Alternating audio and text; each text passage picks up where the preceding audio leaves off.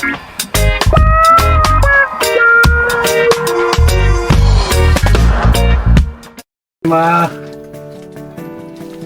kasambalin nyo, meron na naman tayong unboxing na gagawin. In-order natin sa Timo. Ewan ko ito, pinaghalo-halo na nila. So parang isa ng delivery na lang yung sinend nila.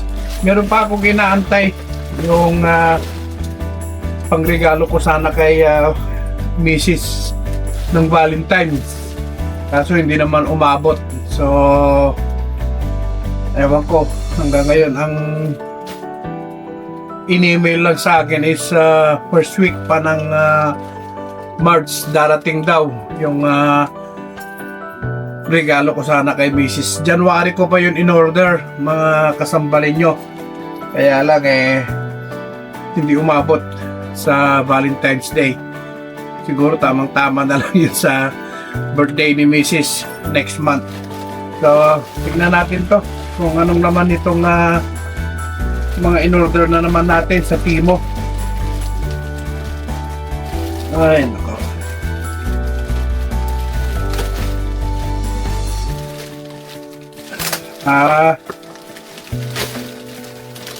ito talaga kailangan ko ito, mga kasambalin nyo, para ito dun sa, kasi yung lagayan ng drinks dun sa kotse ko is iisa lang. Bali dalawa, isa dito sa tagiliran ko, isa dun sa pinakaharap, kaso hindi mo pwedeng lagyan ng baso, kumbaga yung maliliit lang na baso.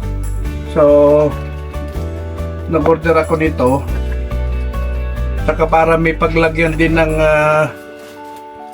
cellphone si Mrs. ko. Halimbawang bumibiyahe kami ng kung magpapalundon kami, at least ito pwede niyang ilagay yung kanyang cellphone. Yan. Maganda ito. At least kung nakaupo siya sa tabi ko, pwede niyang magnet lang naman. Ganit dito ilalagay ito. Tapos maganda ito sa Timo. Tapos ganyan. Pwede kang maglagay ng drinks dito. Then pwede ka rin ulit maglagay ng drinks dito. Tapos dito niya ilalagay yung cellphone niya. Ayan. Bali ganyan yan. Tapos ito, na-adjust ito. Na-adjust siya doon sa, yan kung, kasi yung pinaka parang butas sa kotse, iba-iba ang size nun. Kaya, yan may adjustment siya para kung lalapat siya doon sa pinakaupuan. Ito yung ilalagay doon. At least pag nilagay mo ito doon, meron kang isa dito. At least kahit malaki yung ilalagay mong drinks dito, plus meron ka pa dito. So ito talagang in-order ko ito dahil nung nakita ko ito, although marami kasing klase yung para sa cellphone, pero mas pinili ko yung magnet lang kaysa yung parang merong lock na ginaganon.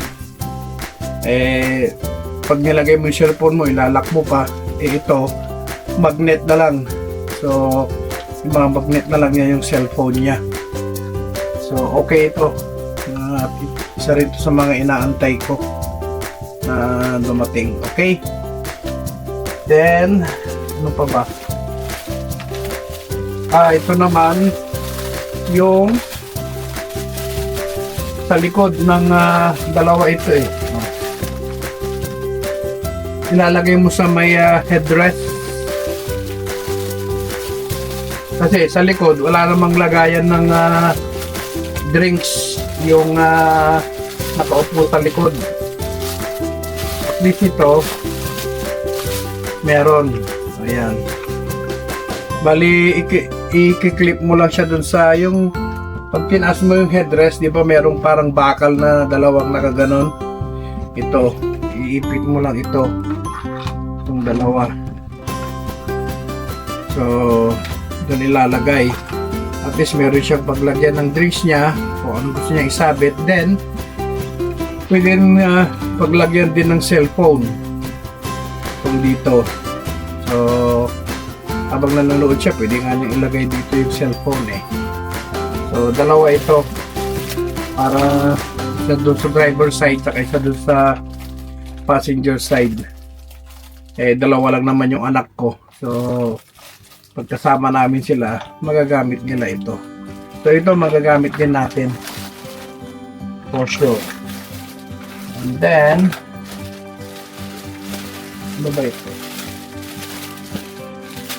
Ito, personal ko lang na gagamitin to. May paggagamitan ako rin nito. Okay? So, ito sigurado. Sabi muna natin.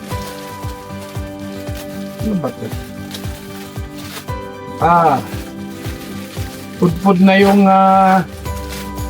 panglinis ko ng kotse, yung brush ko. So, pinalitan ko ng ganito. Yan. So, panglinis ng kotse. Subukan natin gamitin. Although, hindi ako masyadong mura lang naman sabi ko. So, para mas gusto ko pa rin yung brush kaysa ito. Subukan natin. Pwede rin siyang matanggal kung gusto mo siyang ilaba kung masyado nang madumi. So, tingnan natin.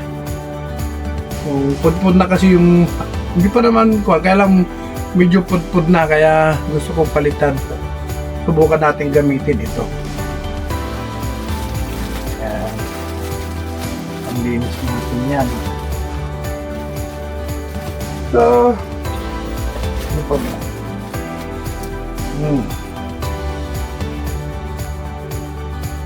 Ito, pwede rin ilagay sa likod ng upuan ng driver para may paglagyan ng gamit yung nasa likod din. Okay? Yung drinks niya, lagyan ng cellphone. Yan. Okay? Bubuksan ko pa ba para makita natin. Natin. Kasi minsan pag nagbibiyahe kami, lalo kung magpa-London, eh kawawa naman yung anak ko la, especially yung punto ko. Kaya bumili ako nito na paglagyan ng although okay na rin yung ito, yung isa, at least ito mas marami siyang gamit saka nakatupi kung hindi niya kailangan. Ayan. Bali nakaganyan yan.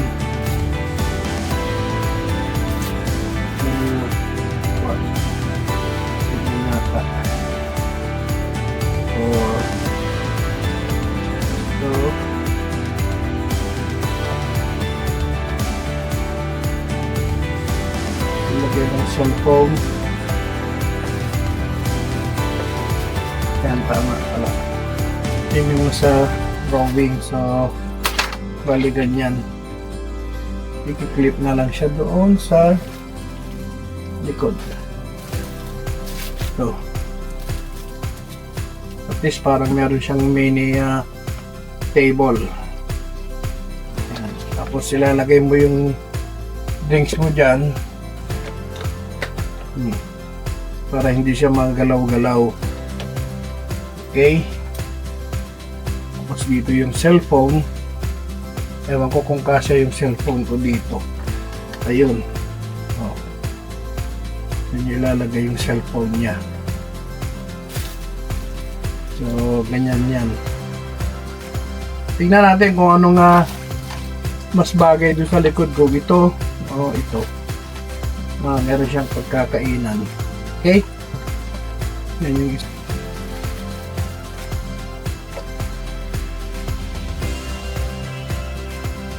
So yun, testing natin to sa day off natin mga kasambalay nyo kung anong mas maganda dito.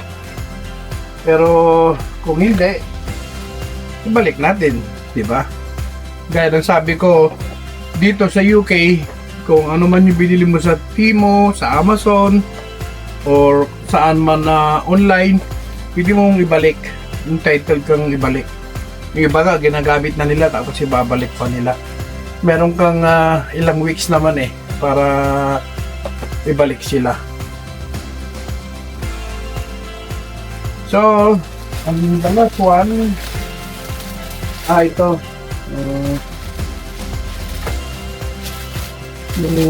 Kasi parang kalat-kalat yung gamit ko sa likod ng kotse. Although nakaayos naman sila, kaso siyempre pag umandar ka na, nagagalaw-galaw, lalo kung paliko-liko, at least ito, parang bag niya.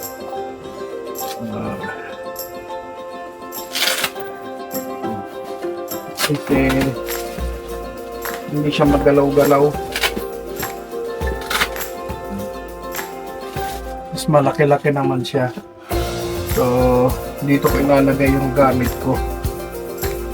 Tapos pwede mo siyang idikit sa may upuan para hindi siya magalaw. Ito yung pinaka para sa puwitan niya.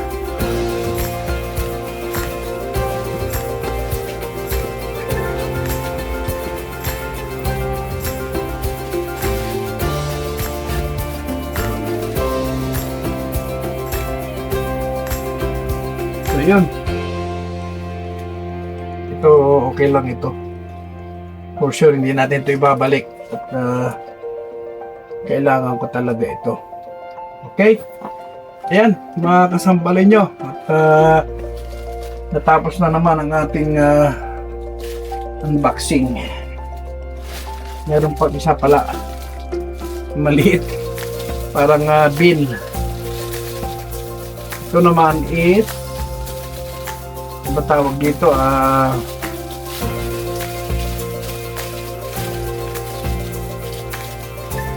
parang astray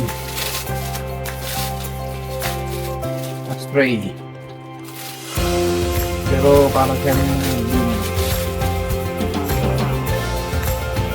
astray yan.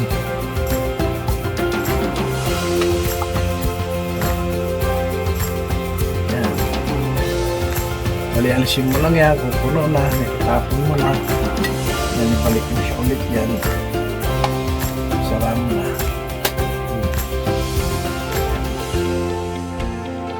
Okay.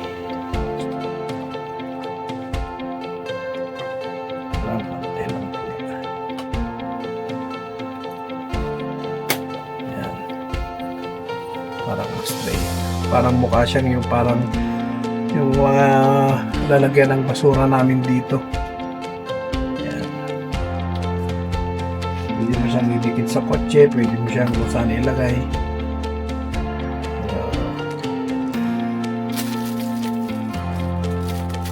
So, yan lang mga kasambalay nyo. Nag-unboxing na naman tayo. So, maraming salamat ulit sa mga nanood at sa mga sumusubaybay sa aking mga vlog. At gaya ng lagi kong sabi sa inyo, ingat po tayong lahat at God bless everyone. Okay? Thank you. See you soon sa susunod nating vlog ulit. Okay? Maraming salamat. Bye-bye!